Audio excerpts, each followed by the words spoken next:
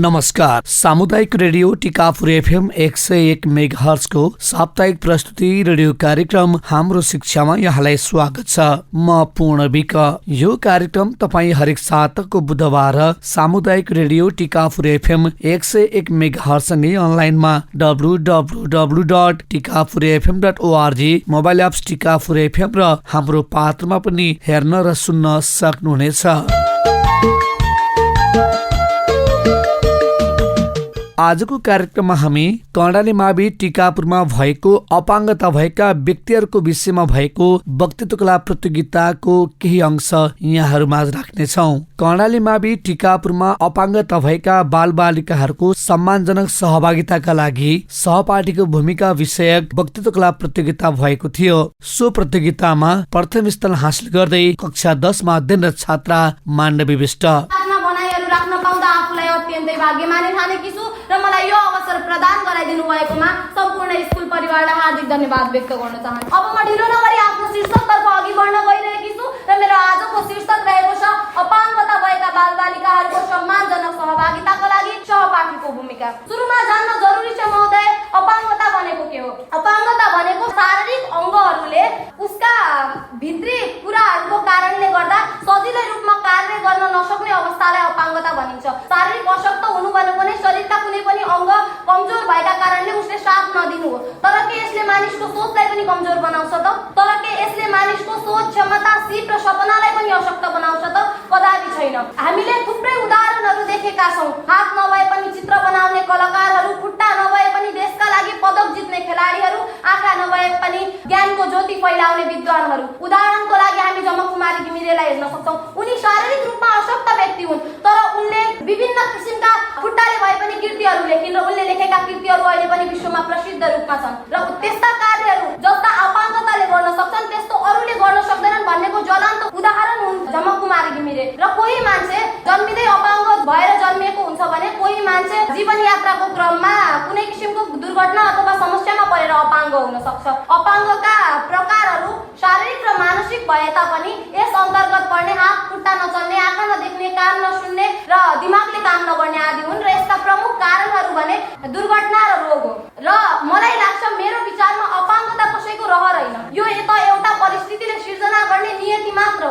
अपाङ्गता भएका मानिसहरू कोही जन्मकालै अपाङ्गता छ भने त त्यो अलग कुरा हो, तर अहिले स्वास्थ्य भएर बसेको मानिस कति बेला अपाङ्ग हुन सक्छ हामी सोच्न पनि सक्दैनौँ। सम्झिउँ एकचोटि त्यो भूकम्पको बारेमा, जाउँ एकचोटि त्यो जनयुद्धको दुनियाँमा र कल्पना गरौँ त एकचोटि त्यो गुडिरहेको सवारी साधनको दुर्घटनाको बारेमा र कल्पना गरौँ एकचोटि फेरि हामीलाई कुनै घातक रोगले च्यापिरहेको बारेमा। यस्तो भन्दै गर्दा फेरि मैले यहाँ निराश हुनुपर्ने वातावरण सिर्जना गर्न खोजेको होइन महोदय। मैले त केवल यहाँ अपाङ्ग भएका बालबालिका अथवा अपाङ्ग भएका व्यक्तिलाई कस्तो खालको व्यवहार गर्ने त भनेर अवधारणा मात्र सिर्जना गर्न खोजेकी हुँ। हामीले अपाङ्ग भएका बालबालिकाहरूलाई अथवा व्यक्तिलाई के गर्छौँ त? हामीले गर्ने भनेको नै उनीहरूलाई हेलाको दृष्टिकोणले हेर्छौँ, उनीहरूलाई होच्याउँछौँ, गिज्याउँछौँ, उनीहरूको नक्कल गर्छौँ र उनीहरूलाई अपमान गर्छौँ। यी त भए हामीले गरेका नराम्रा क्रियाकलापहरू। अब कुरा गरौँ हामीले अपाङ्ग भएका बालबालिकालाई अथवा व्यक्तिलाई हामी विद्यार्थी अथवा सहपाठीहरूले कस्तो खालको क्रियाकलाप गरेर उनीहरूलाई सहयोग गरेर आफ्ना भूमिका निर्वाह गर्न सक्छौँ त? उनीहरूलाई शिक्षा, सेवा, अवसरहरू प्रदान गरेर उनीहरूको आत्मबल बढाउने, पठन पाठन गर्न चाहने अपाङ्ग व्यक्तिहरूका लागि अथवा विद्यार्थीहरूका लागि उनीहरूलाई अपाङ्ग मैत्री कक्षा कोठाको निर्माण गरिदिने, उनीहरूलाई आवश्यक साधनहरूको व्यवस्था गरिदिने र उनीहरूलाई सहज वातावरणको निर्माण गरिदिने। र अपाङ्ग भएका बालबालिकालाई हामीले दिन सक्ने उपहार भनेको नै सहयोग, प्रेरणा मात्र हो। हामीले यस्तो सहयोग, प्रेरणा दिनका लागि कुनै आफ्नो धन दौलत खर्च गरिरहनु पर्दैन। यो त केवल मानिसले मानवताको हिसाबले उसलाई दिने उपहार र सहयोग मात्र हो। अन्त्यमा म यहाँहरू सम्पूर्णलाई के भन्न चाहन्छु भने अपाङ्गता भएका शारीरिक अशक्त व्यक्तिलाई दया होइन अवसर र सम्मान प्रदान गरौँ र उनीहरूलाई सहयोग गरेर असल सहपाठीको भूमिका निर्वाह गरौँ। समयको पाबन्दीलाई मध्यनजर गरेर म आफ्ना गहकिला बनाइहरू यही अन्त्य गरेर यहाँहरू सम्पूर्ण माझबाट बिदा हुन चाहन्छु। यहाँहरू सम्पूर्णको दिन शुभ रहोस्। धन्यवाद। त्यसै गरी प्रतियोगितामा दोस्रो स्थान हासिल गर्ने छात्रा सीता खड्का सहभागी भई आफ्ना भनाइहरू राख्न पाउँदा म अत्यन्त खुसी छु र आफूलाई गर्वशाली ठानेकी छु। र यस वक्तृत्व कलाको शीर्षक रहेको छ अपाङ्गता भएका बालबालिकाहरूको सम्मानजनक सहभागिताका लागि सहपाठीको भूमिका। सर्वप्रथम त अपाङ्गता भनेको के हो भनेर प्रश्न गर्न चाहन्छु। अपाङ्गता भनेको शारीरिक र मानसिक कमजोरका कारणले दैनिक जीवनमा झेल्नुपर्ने कठिनाइ अवस्था हो। अपाङ्गता भएका मानिसलाई सम्मानजनक व्यवहार गर्नका लागि सहपाठिकाको महत्त्वपूर्ण भूमिका हुन्छ। अब हामी कुरा गरौँ सहपाठिकाको भूमिका के हुन्छन् भनेर। अपाङ्गता भएका व्यक्तिलाई सम्मानजनक व्यवहार गर्ने, उनीहरूलाई कसैले भेदभाव गर्दैछ भने त्यसको विरुद्धमा उठ्ने र तिनीहरूलाई आफूले सकेको सहयोग गर्ने, जस्तै उनीहरूलाई पढाइ लेखाइ, उनीहरूको दैनिक गतिविधिमा उनीहरूलाई हिँडडुल गर्दा अथवा उनीहरूलाई कक्षा कार्य, खेलकुद, विभिन्न कार्यक्रममा उनीहरूलाई सक्रिय सहभागी गराउने र उनीहरूको क्षमतालाई पहिचान गरेर उनीहरूलाई त्यो काममा अघि बढ्नका लागि हौसला दिने। हाम्रो गाउँ समाजमा अपाङ्गता भएका व्यक्तिलाई हेर्ने दृष्टिकोण नै फरक छ महोदय।